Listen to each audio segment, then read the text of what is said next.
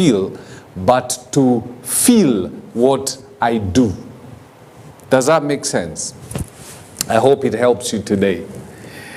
Now, in what could signal a possible handshake, President William Ruto has confirmed that he will work with the former Prime Minister Raila Odinga to achieve the government's development agenda. The two leaders' political dalliance has been in the offing after the formation of a broad-based government last year, a joint leadership between the government and the opposition.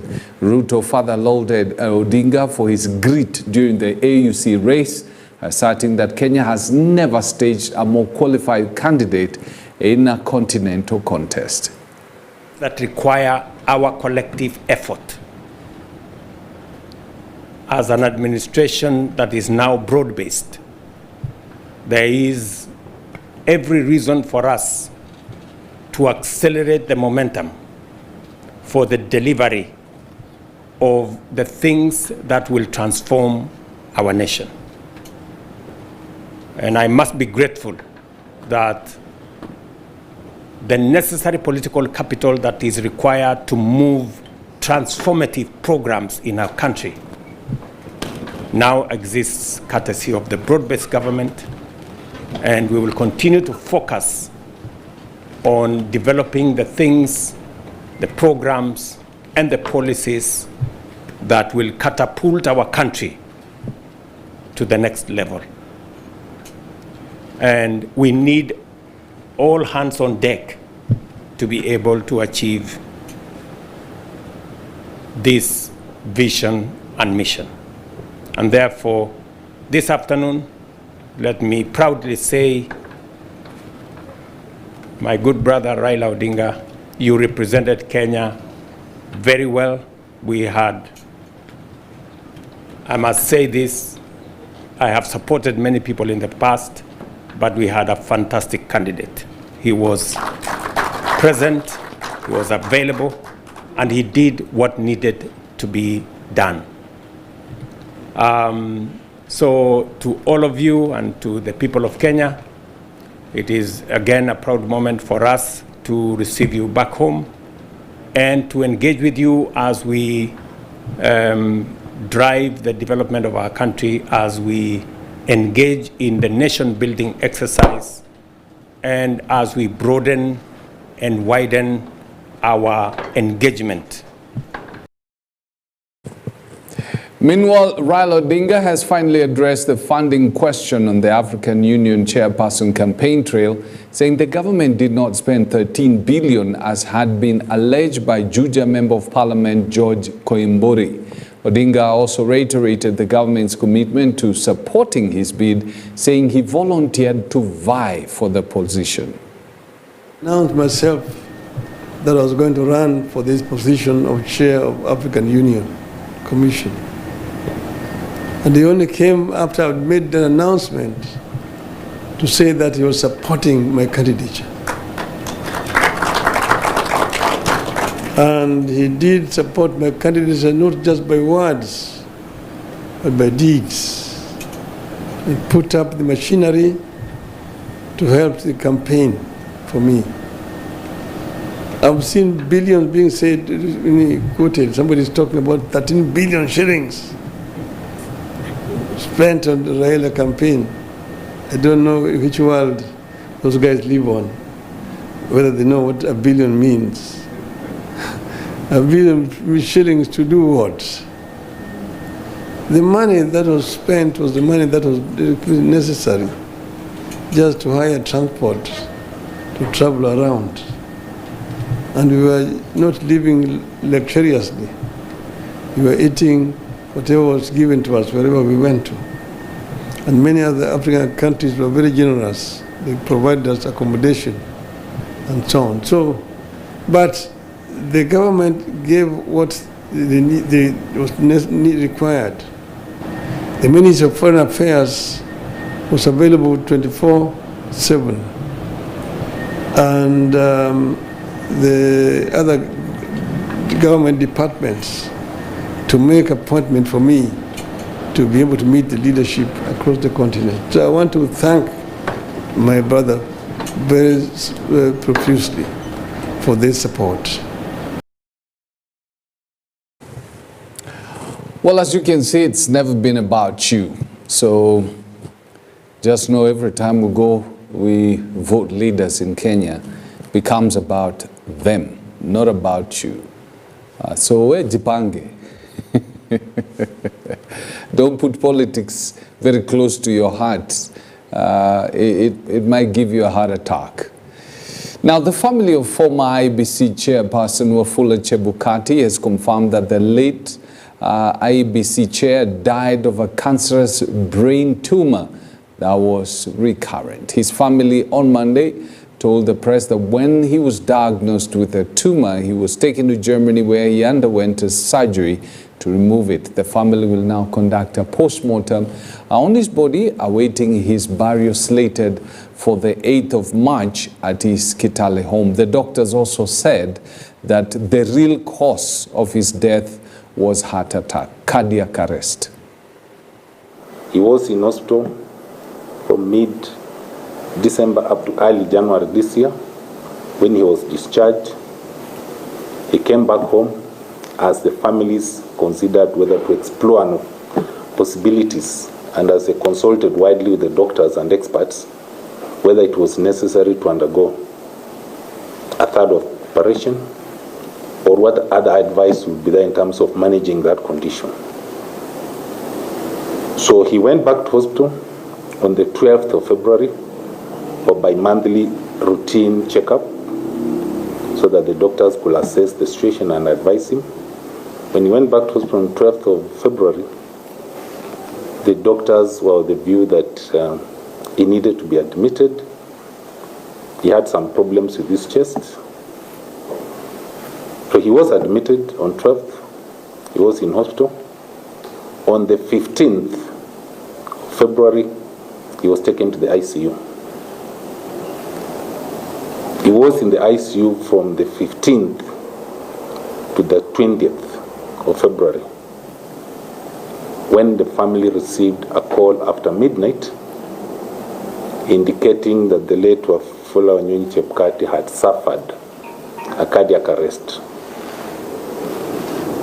Now, keeping good records for posterity, his grandchildren and anybody else, the family is still considering a postmortem.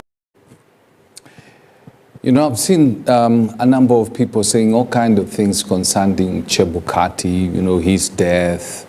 There are people who are celebrating, but I think it's a very unfortunate thing for an individual to do that, irrespective of how you perceived his handling of the election. Remember, he has family, he has a wife, he has children, he has people who loved him so much.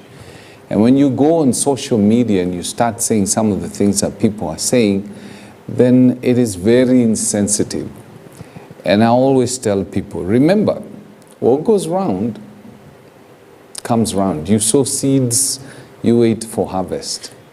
Now, at least 13 organizations held protests in Nairobi demanding the release of Ugandan opposition leader Kizza Besigye from police custody after an unwarranted detention.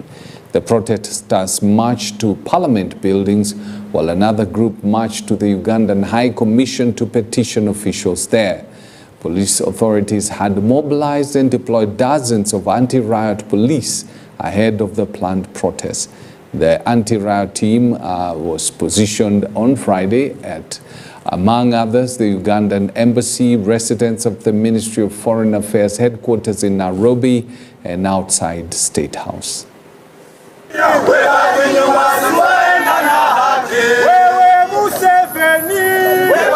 And Haj Obeid Lutale in Nairobi, Kenya adds to the growing and worrying trend of transnational repression in Kenya, where foreign critics from countries including Ethiopia, South Sudan, Tanzania, Turkey, and Uganda have been abducted in Kenya. That on January 31st, 2024, 2025, the Supreme Court of Uganda found that trying civilians in court-martials is unconstitutional and ordered that all charges or ongoing criminal trials or pending trials before the court-martial involving civilians must immediately cease and be transferred to the ordinary courts of law with competent jurisdiction. That even after the 31st January Supreme Court ruling that trying civilians in military court is unconstitutional, authorities in Uganda failed to immediately release Kizza Besigye, Haji Obeid Lutale, and lawyer Kizza Besigye, Aaron Kizza, a lawyer for the accused, who was on 7th January 2025 charged and convicted by military court for contempt of court, which is an infringement on the rights to personal liberty and fair trial under Uganda's constitutional and international human rights law. That the abduction and rendition of Kizza Besigye and Haji Obeid Lutale blatantly violated international human rights law and the principle of extradition treaties. That on 20th February 2025, Uganda police opened charges, and these are new charges, against Kizza Besigye, Haji Obeid Lutale, and Dennis Oula. We would like also to say this, that the transfer of Kizza Besigye and Haji Obeid Lutale to civilian courts is a continuation of a process begun through abduction and rendition, which are unlawful under international law. And as such, any trial that follows these illegal transfer amounts to a continuation of an unlawful process. That Kizza Besigye's health has seriously deteriorated after more than a week on hunger strike to protest his detention. Well, it's really a sad situation for Kizza Besigye, but African leaders, that's how you tell who a dictator is. Now, there is nothing as horrible as having a standoff with, Atua Kanjo. And yesterday, Kenya Power staff got a taste of it after they were stranded for the better part of the morning after a Nairobi County garbage truck disposed trash at Stima Plaza entrance. Reports indicate that the two parties have differed over more than 3 billion shillings power bill owed by the county government. Rosemary Oduor, Kenya Power's general manager for commercial and sales, says the two parties had agreed to relook at the bills and the verification and reconciliation process is almost over.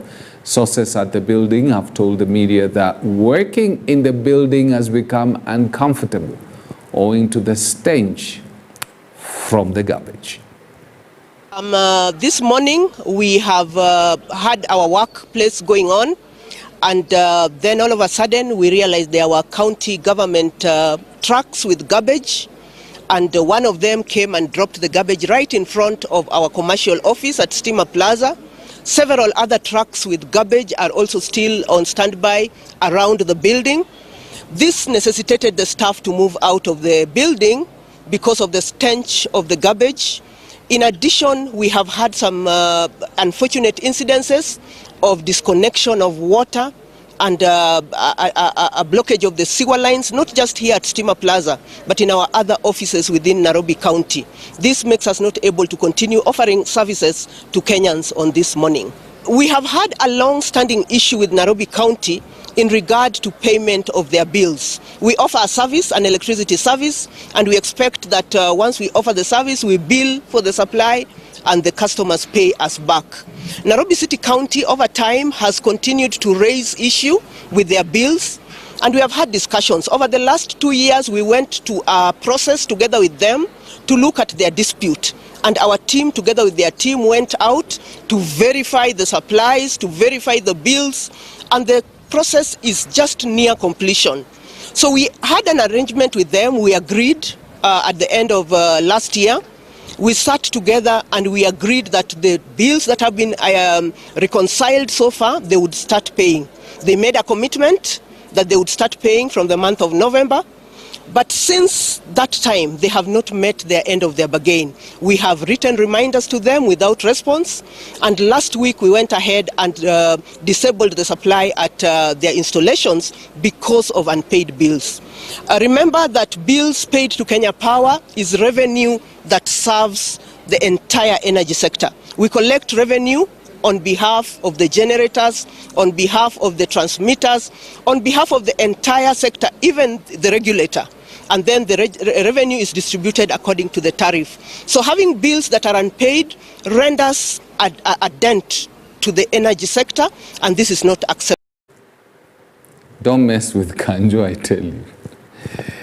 Now, Energy CS Opiyo Wandayi has blasted Wiper leader Kalonzo Musyoka, asking him to leave the Lake region alone, saying they have had enough of being the opposition and not in government. Wandayi further demanded that Kalonzo Musyoka picks a side, either broad-based coalition or the Wamunyoro coalition, led by former Deputy President Rigathi Gachagua. And I want to tell Kalonzo Musyoka to please leave us alone. Mheshimiwa Kalonzo Musyoka, please leave us alone. We are still hurting as a people. This idea that every now and then, before elections, people run to Raila Amolo Odinga. That he is a good man, he must save Kenya, he must fight for Kenya, and when the time comes for elections, they sabotage him. They sabotage him. So we have made a conscious decision to work with President William Ruto. So Kalonzo Musyoka and your ilk, please leave us alone.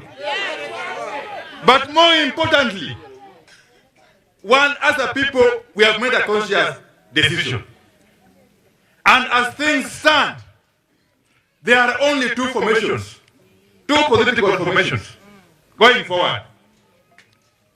Either you are with the broad-based coalition that I belong to, or you are with the Wamunyoro coalition. There are no two ways about, there's no third way. Two. You are either with us in the broad-based arrangement, or you are with Wamunyoro. So don't confuse us. So stop confusing us. Just declare where you stand, and then we decide how to handle you. There are vultures, there are political vultures who have fed on Raila's political blood for far too long. These are the vultures who would always want to see Baba languishing on the streets all the time, as they benefit politically. Those vultures, we must call you out, because your time is up. And those vultures are not just out there, they're also here. All right, let's take a look at what is happening in the dailies. We should have a dose of Kenyan politics and interesting stuff.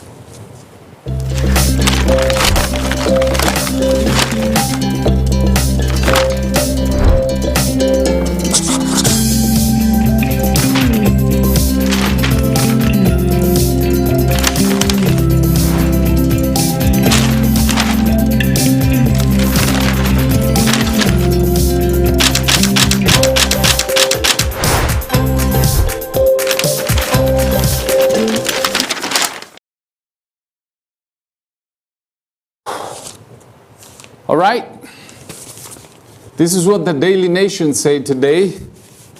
Who wanted this Briton dead? There's a picture of a British national whose body was discovered, which had visible injuries. It was discovered partly decomposed.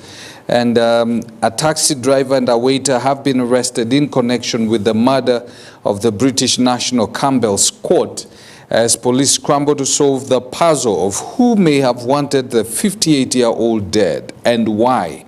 The two are among the last people who saw him alive, and investigators believe they hold crucial information that could lead to the Britons killers. Scott walked out of the hotel room on the 16th of February at around 11:50 a.m., but did not tell his colleagues or staff where he was going, and he never came back. Then Ruto Raila show of unity. And then on the second page, 4 more Supreme Court judges secure orders against JSC.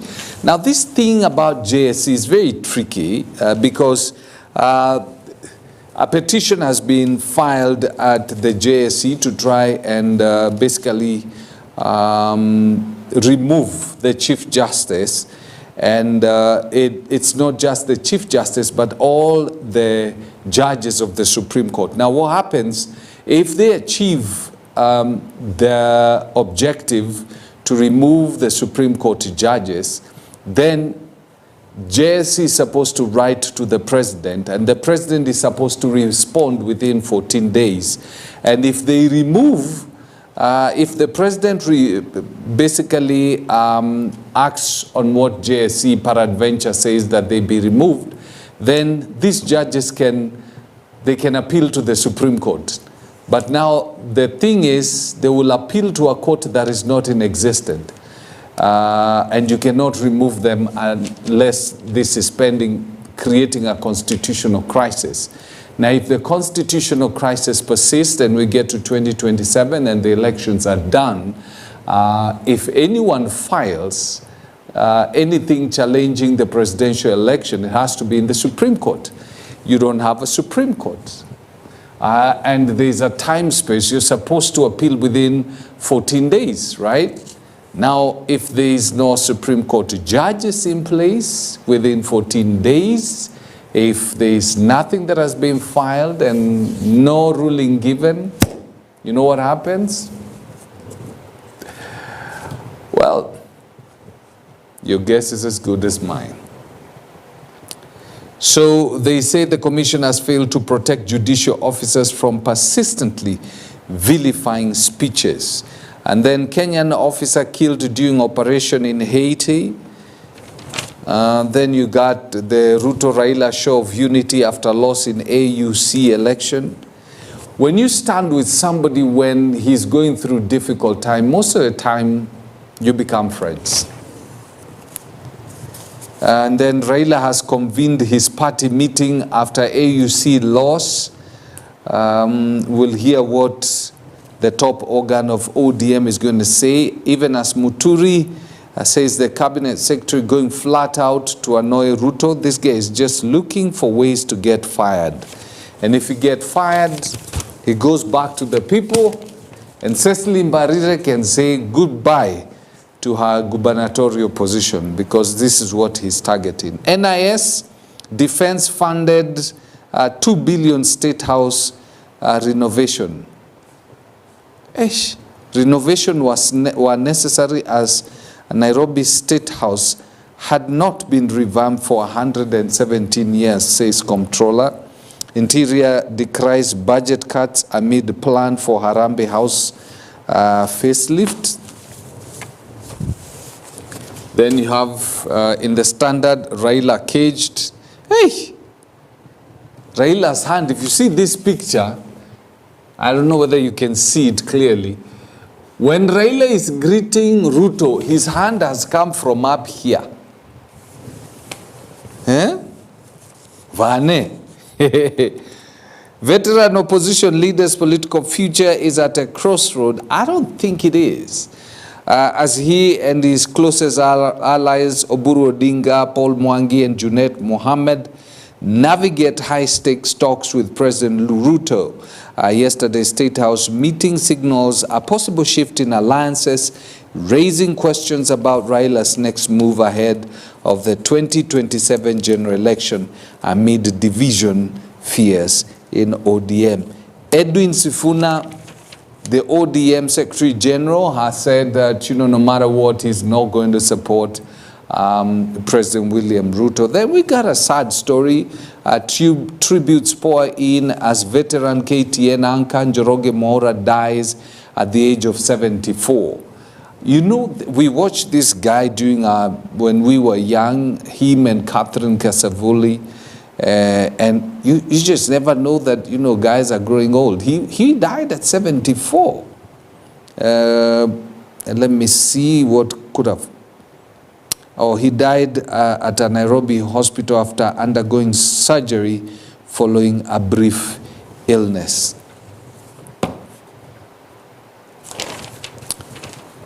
We offer condolences to his family.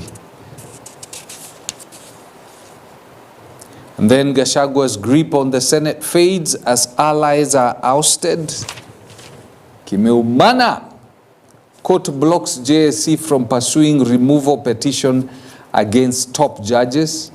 The High Court yesterday barred the Judicial Service Commission from entertaining removal cases against Deputy Chief Justice Philomena Mwilu and Supreme Court Judges Mohamed Ibrahim, Isaac Lenaola, and William Ouko. Then court has halted KRA's bid to collect Kidero's millions. If you're a friend of the court, you get very good judgments. Why this year's golf meet was like no other.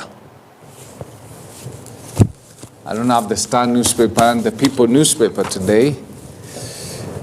You'll have to find them around, see whether you can get a copy and get to know exactly what is happening.